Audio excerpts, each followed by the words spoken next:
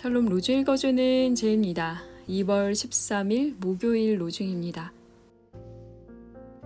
이전 시대의 길들을 살펴보고 어떤 것이 선한 길인지 묻고 그 길로 간다면 너희는 영혼의 평안함을 얻을 것이다. 예레미야 6장 16절. 우리가 간절히 원하는 것은 여러분 한 사람 한 사람 모두가 희망의 성취를 위해 끝까지 똑같이 열심을 내는 것과 여러분이 게으르지 않고 믿음과 인내로 약속을 상속받은 사람들을 본받는 것입니다. 히브리서 6장 11절 12절. 주님을 노래하는 하루 보내세요. 샬롬 하울람. 샬롬, 좋은 아침입니다. 오늘도 말씀과 기도로 하루를 여는 우리 서로님들을 축복합니다. 눈이 많이 왔는데 각자의 자리에서 안전하시길 빕니다. 또 정반대의 곳에 계시는 우리 호주 서로님들도 특별한 무더위였다고 해요. 이 더위 가운데 건강하시길 기도하겠습니다. 오늘은 교회 역사를 공부해야 하는 이유라는 주제로 함께 로중 본문 나눠보려고 합니다. 한국 개신교 역사가 어느덧 140년이 됐어요. 올해가 딱 140년 되는 해입니다. 그런데 사실 이건 공식적인 기록에 의한 140년이고요. 이거보다 10년 정도 빠릅니다. 왜냐하면 이제 선교사가 한국 땅에 발을 디딘 거를 기준으로 했을 땐 이런데, 한국 사람이 외국에 나가서 개신교 선교사를 만나고 성경 속에서 예수를 만난 거, 이것부터를 우리 개신교 역사로 친다면 한 10년 정도 앞당겨집니다. 어쨌든 140년이든 150년이든 짧지 않은 시간이죠. 한 세대를 30년으로 봤을 때 5세대가 지난 만큼 이제 5대째, 6대째 기독교 신앙인도 나오는 거예요. 이제 한국에서도 이 짧지 않은 시간 동안 다양한 경험들이 축적되어 있습니다. 아주 간단하게 7가지로 좀 나눠보면, 서북지방에 있는 청년들이 주체적으로 기독교를 수용했던 시기가 있어요.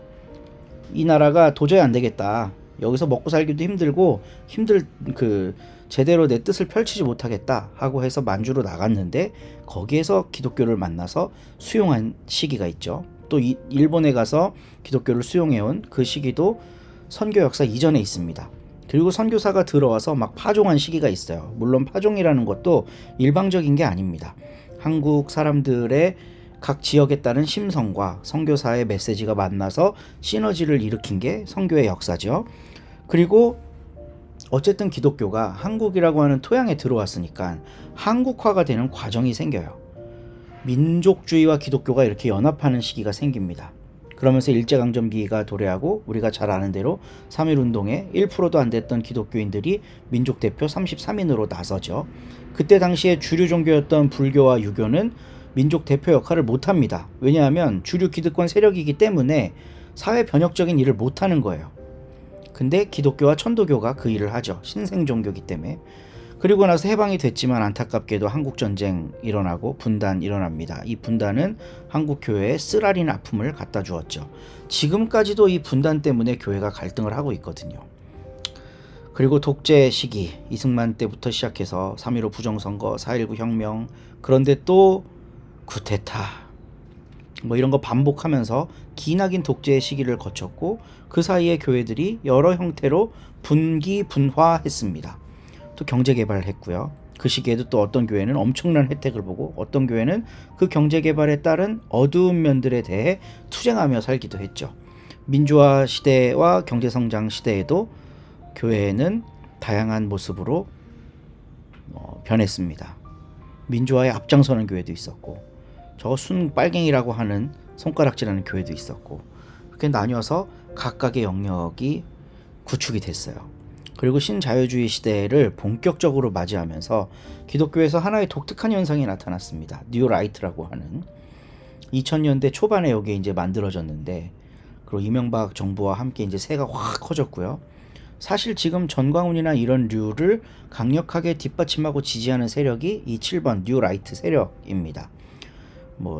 이건 한국 기독교의 전체 이야기가 아니에요. 그냥 제가 짧게 역사를 한번 쭉 훑은 겁니다. 이 시기를 우리가 돌아보면서 오늘 로중 본문을 읽어본 거예요. 로중 본문은 이전 시대의 갈등을 살펴보고 어떤 것이 선한 길인지 물으라, 예레미야 선지자를 통해 하나님이 하신 말씀입니다. 선지자는 뜬구름 잡는 이야기 하는 사람 아니에요. 율법과 하나님의 뜻, 과거 이스라엘을 통해 펼쳐보셨던 하나님의 그 역사를 바탕으로 그 시대의 잘못된 것을 비판하고 새로운 길을, 이 새로운 길이라는 것도 완전히 없던 거 아닙니다.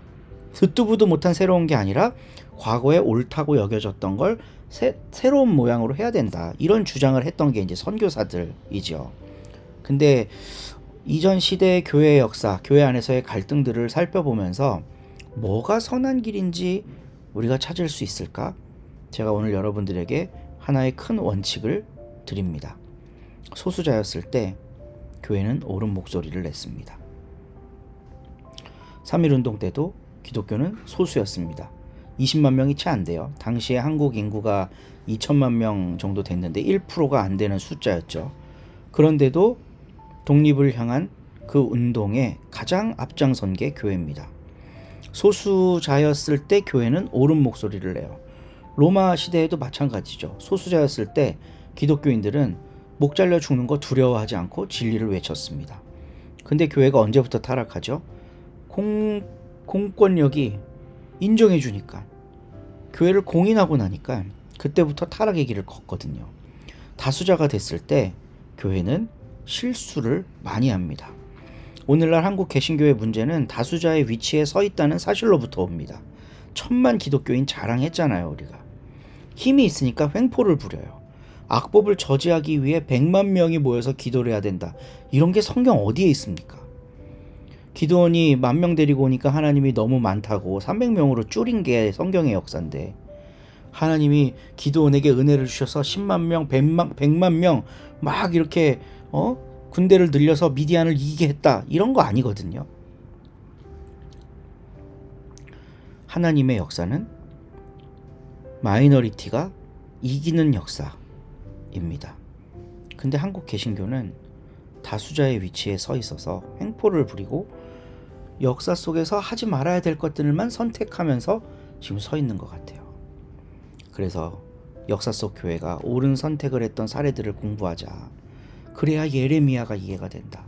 그래야 예레미야의 분노와 그 마음에 우리가 공감할 수가 있다.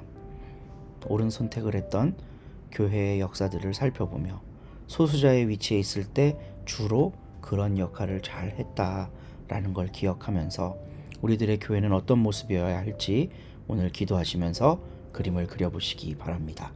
좋은 하루 되세요.